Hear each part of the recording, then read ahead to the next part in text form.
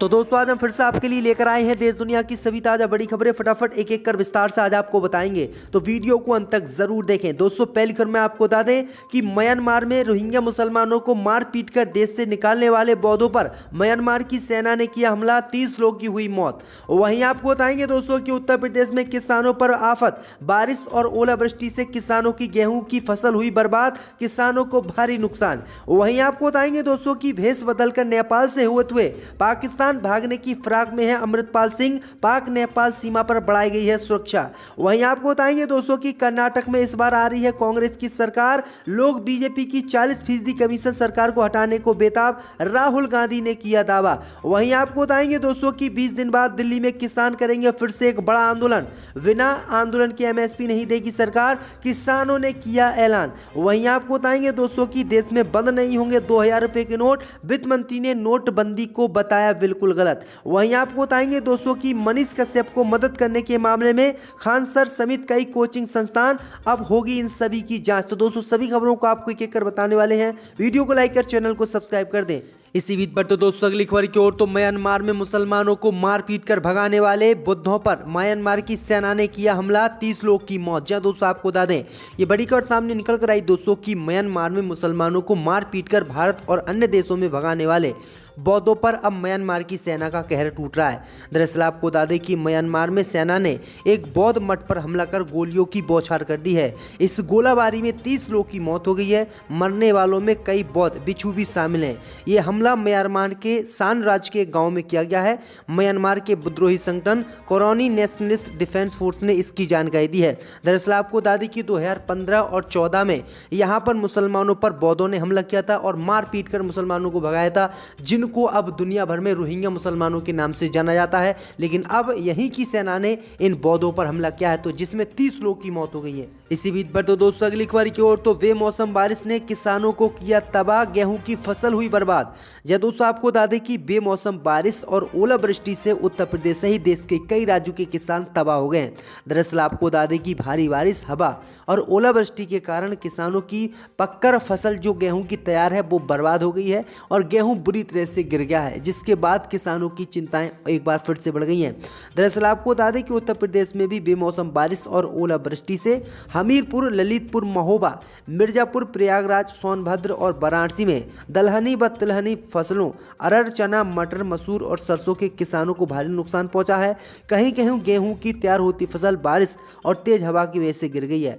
आम को भी नुकसान हुआ है। मौसम विभाग से मिली जानकारी के अनुसार अगले 2 दिनों तक उत्तर प्रदेश में बारिश पड़ने की चेतावनी जारी की गई है। तो ये बड़ी अपडेट आ रही है। इसी बीच पर तो दोस्तों अगली खबर की ओर, तो भेष बदलकर नेपाल से होते हुए पाकिस्तान भागने की फिराक में है अमृतपाल सिंह, पाक नेपाल सीमा पर बढ़ाई गई सुरक्षा। जब दोस्तों आपको बता दें कि वारिस पंजाब देश संगठन के प्रमुख और खालिस्तानी समर्थक अमृतपाल सिंह को अब तक पंजाब पुलिस पकड़ नहीं पाई है।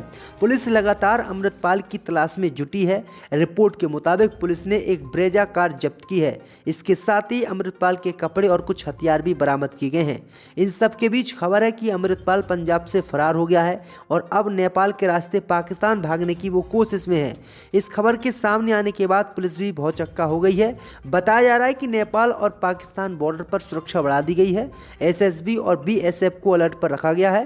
पुलिस को शक है कि कपड़े और हुलिया बदलने के बाद अमृतपाल पंजाब से फरार हो चुका है।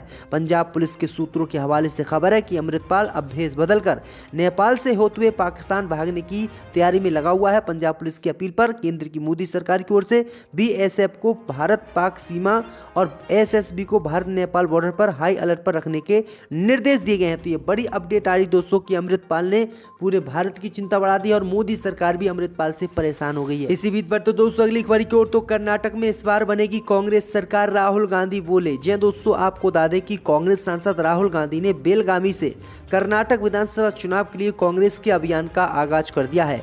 बेलगावी में सोमवार को युवा क्रांति सम्मेलन को संबोधित करते हुए उन्होंने युवाओं, महिलाओं के लिए कई घोषणाएं करते हुए कहा कि राज्य में कांग्रेस की सरकार इस बार आ रही है। कर्नाटक की जनता बीजेपी की 40% कमीशन वाली सरकार को हटाना चाहती है और गरीबों, कमजोरों, आम आदमी और छोटे व्यापारियों की सरकार बनाना चाहती है। कांग्रेस अध्यक्ष मल्लिकार्जुन खड़गे की मौजूदगी में बेलगावी में विशाल जनसभा को संबोधित करते हुए राहुल गांधी ने आगे कहा कि कुछ महीने पहले कर्नाटक से भारत जोड़ो यात्रा निकाली गई थी और कर्नाटक के सब लोग, युवाओं ने, बुजुर्गों ने, माता बहनों ने इस यात्रा का पूरा समर्थन किया। आपने अपनी पूरी शक्ति इस यात्रा में डाली और यात्रा को आपने सफल बनाया। मैं दिल से आप सबके लिए धन्यवाद करना चाहता हूं। तो ये बड़ी अपडेट आई दोस्तों कि राहुल गांधी ने इस बार कर्नाटक में कांग्रेस की सरकार बनाने की बात कही है। इसी बीच पर तो दोस्तों अगली खबर की ओर, तो बिना आंदोलन के एमएसपी नहीं देगी सरकार, किसानों का ऐलान, 20 दिन बाद दिल्ली में करेंगे एक बड़ा आंदोलन। जय दोस्तों, आपको बता दें कि संयुक्त किसान मोर्चा ने सोमवार को दिल्ली के रामलीला मैदान में महाम पंचायत की। एमएसपी की मांग को लेकर किसान एक बार फिर सड़कों पर आने की तैयारी कर रहे हैं। किसानों ने ऐलान किया है कि 20 दिन बाद दिल्ली में एक बड़ा आंदोलन करेंगे। किसान नेताओं ने कहा है कि बिना आंदोलन के सरकार एमएसपी नहीं देगी। गौरतलब है कि किसानों के आंदोलन के चलते दिल्ली पुलिस ने रामलीला मैदान में 2000 से अधिक सुरक्षा कर्मियों को तैनात किया है।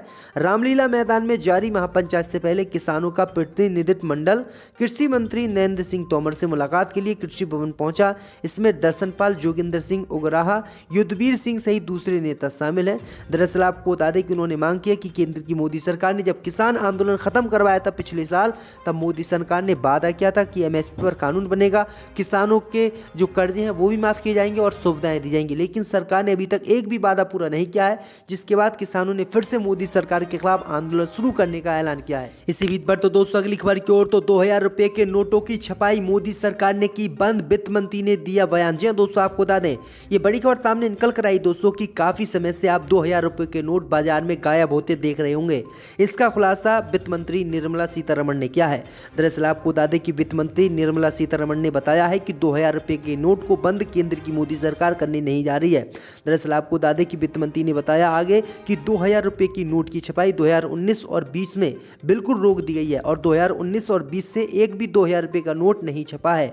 वित्त मंत्री ने कहा है कि आने वाले समय में 500 2000 रुपए के नोटों की छपाई जारी है, लेकिन 2000 रुपए के नोटों की छपाई 2019 और 2020 से बंद है। वहीं आपको बता दें कि वित्त मंत्री ने कहा है कि जो लोग ये अफवाह फैला रहे हैं कि 2000 रुपए का नोट केंद्र की मोदी सरकार बंद करने जा रही है, ये गलत जानकारी है। 2000 रुपए का नोट बंद नहीं होगा, वो अभी चलन में है। सिर्फ 2000 रुपए के नोट की छपाई ही बंद कर दी गई है। तो ये बड़ी अपडेट आ रही दोस्तों। इसी बीच पर तो दोस्तों अगली खबर की ओर, तो भारत आते ही गिरफ्तार होंगे रूस के राष्ट्रपति पुतिन, कोर्ट ने जारी किया वारंट। जब दोस्तों आपको बता दें कि भारत में अभी G20 देशों की बैठक चल रही है, जिस दौरान रूस के राष्ट्रपति व्लादिमीर पुतिन भी इसमें शामिल होने के लिए आ रहे हैं।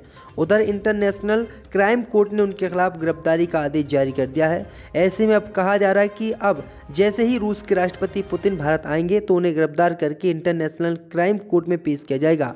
ICC ने पुतिन को वार क्राइम का दोषी माना है और इसी के चलते उनको गिरफ्तार करने का आदेश जारी किया गया है। पुतिन पर वार क्राइम की एक लंबी लिस्ट है, जिसमें 2 बड़े आरोप पुतिन पर लगे हैं। उनके कहने पर यूक्रेनी मूल के बच्चों को जबरन रूस लाया गया, उन पर यूक्रेन के नागरिकों से जुड़े इंफ्रास्ट्रक्चर को भी तहस नहस करने का आरोप है। तो ये बड़ी अपडेट आई दोस्तों कि अब पुतिन की कभी भी भारत में गिरफ्तारी हो सकती है। इसी बीच पर तो दोस्तों अगली खबर की ओर, तो मनीष कश्यप को खान सर कोचिंग सेंटर से मिला तमाम पैसा, अब होगी जांच।